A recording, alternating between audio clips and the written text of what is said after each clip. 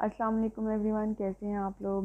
उम्मीद करती हूँ सब खैरियत से होंगे और अल्लाह ताला से यही दुआ है कि सेहत के साथ ईमान वाली ज़िंदगी अता फरमाए। आमीन सुम्मा आमीन।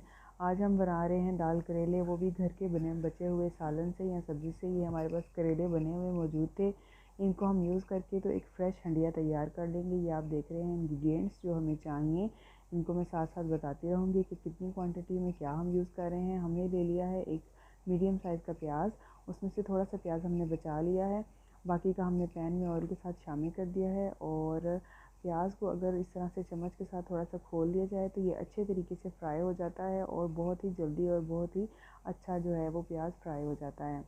फ्राई हमने बहुत ज़्यादा नहीं करना है, इसको हमने लाइट बादामी सा ही कलर देना है, क्योंकि अगर ज़्यादा तेज़ करेंगे तो करेले ऑलरेडी हमारे पके हुए हैं, करेलों का कलर डार्क है, तो हंडिया जो है वो बहुत ज़्यादा डार्क कलर की तरफ से चली जाएगी। खाने की रंगत, खाने की खुशबू जो है वो भूख को बढ़ाती है। तो कोशिश करनी चाहिए कि खाना आँखों को पहले ज़्यादा मज़े का लगे, आँखों को मज़े का लगेगा तो खाने में भी अच्छा लगेगा।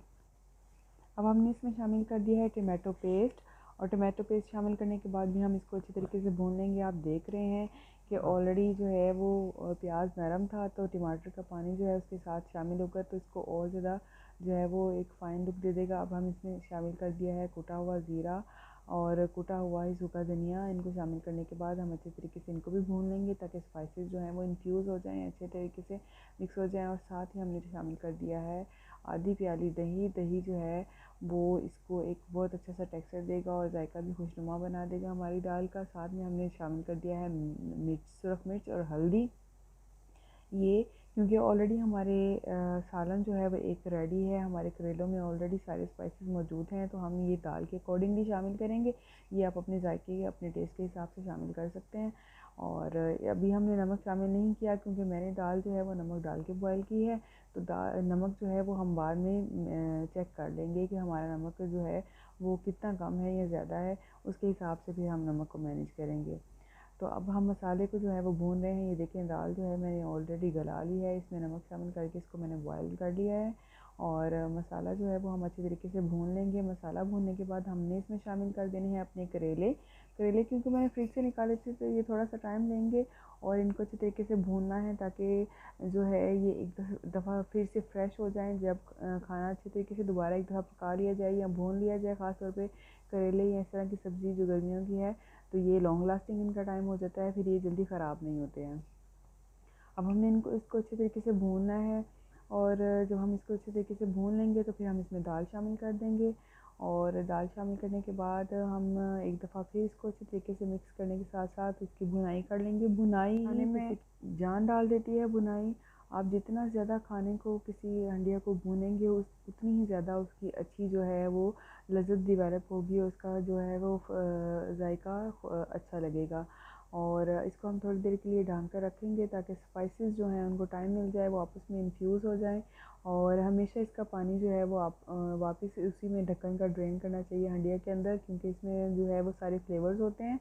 और अब इसको हम अच्छे तरीके से मिक्स कर लेंगे। सॉरी, थोड़ा सा गले की प्रॉब्लम है मुझे आज, थोड़ी सी आवाज़ मेरी आज डिस्टर्ब कर रही है, इसके लिए मैं माज़रत चाहती हूँ आपसे।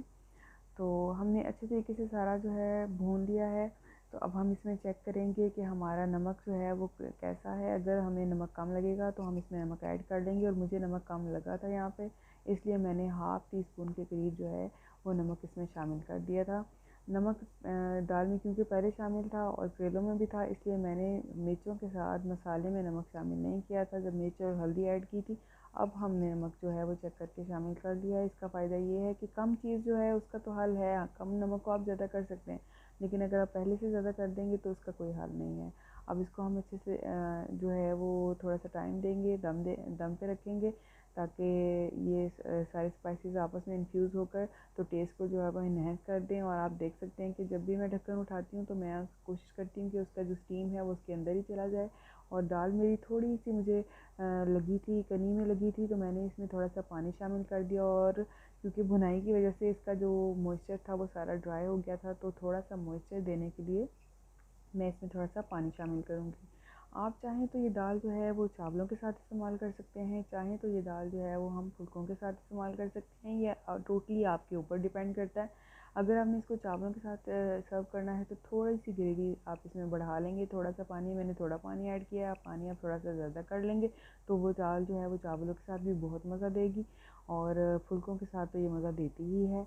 ये गर्मियों की एक ख़ास सौगात है। बहुत से लोग हो सकता है ऑलरेडी दाल करेले बनाते हों, लेकिन अगर आप इस तरह से बचे हुए सालन को इस्तेमाल करेंगे तो भी ये बहुत उम्दा टेस्ट देते हैं।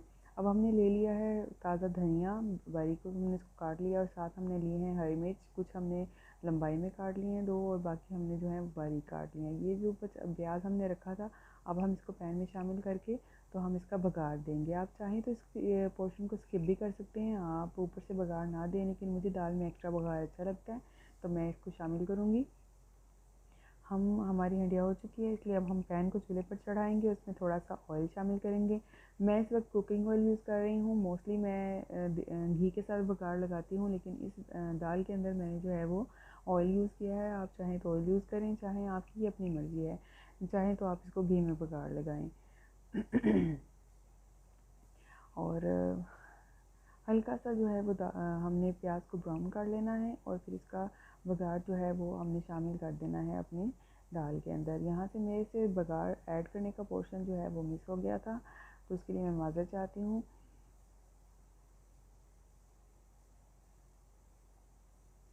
अब हमने इसमें शामिल कर दिया है धनिया और कटी हुई हरी मिर्च, और साबुत हरी मिर्च जो हमने रखी थी। अब ये देखिए माशाल्लाह से सुबहान अल्लाह कितना अच्छा हमारा जो है वो, कितनी अच्छी जो है वो हमारी हंडिया तैयार हो गई है, और बिल्कुल फ्रेश। इसका जायका बिल्कुल ऐसे नहीं लगेगा कि आपने कोई पुराना सालन यूज़ किया है।